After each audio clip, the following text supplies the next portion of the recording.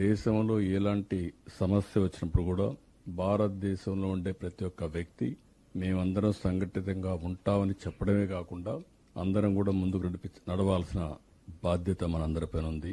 ప్రపంచ శాంతిని పట్టి పీడిస్తున్న సమస్య ఉగ్రవాదం.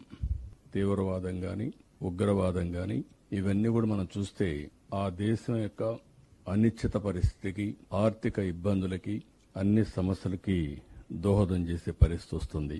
అలాంటిదే పహల్గాంలో ఉగ్రవాదులు చేసిన మారణకాండ కేవలం పర్యాటకులపై చేసింది కాదు.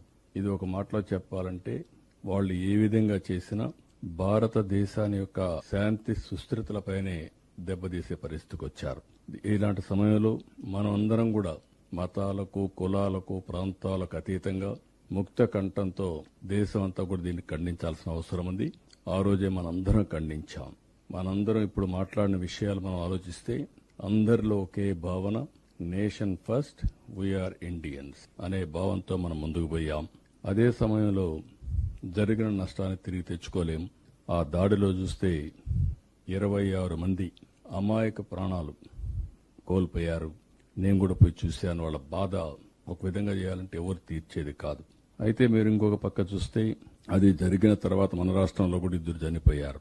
అలాంటి జరిగిన తర్వాత భారతదేశం కూడా ఉగ్రవాదం పైన ఎప్పటి నుంచో పోరాడుతున్నాం. ఆ పోరాటంలో ముందుకు పోవడం, దాన్ని ఉగ్రవాదం మీద పోరాడిన విషయం కూడా మనం చూస్తున్నాం.